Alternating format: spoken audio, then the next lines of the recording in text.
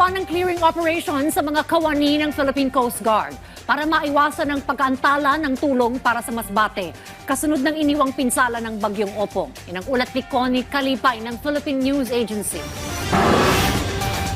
Tiniyak ng Philippine Coast Guard sa Bicol Region na babalik na sa normal ang lahat ng daungan sa rehiyon, partikular na ang mga nasa ruta para sa probinsya ng Masbate. Sa isang panayam, sinabi ni PCG-5 Commander Commodore Ivan Roldan na siyam na sasakyang pandagat ang maaari ng dumaong araw-araw papunta at palabas ng Masbate na may humigit kumulang 155 rolling cargos. Ngayon, nag-back to normal na tayo dito sa ating mga biyahe sa mga pantalan na galing sa mainland, sa Albay at sa Sorsogon, going to Masbate.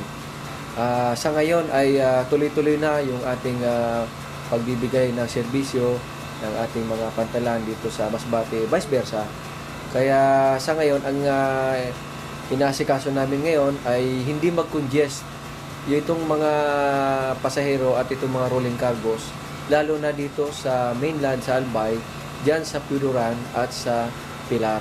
Aniya, bukod sa pagtiyak na maayos na ang daloy ng Roro, nagbigay din ang PCG ng 2 water purifier at desalination sa provincial government ng Masbate.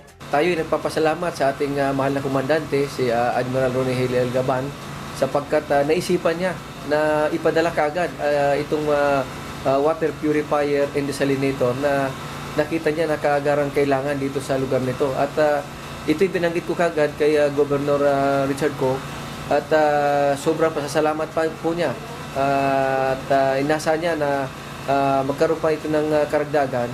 Sa ngayon po ay mayroon na po tayong 2. Meron namang humigit 100 PCG personnel ang nakadeploy sa iba't ibang mga local government units na umaalalay sa relief operation at clearing. Tumutulong sila sa paglinis, relief operation at pagmamahagi ng mga family food packs sa mga pamilya sa iba't ibang lugar sa Masbate.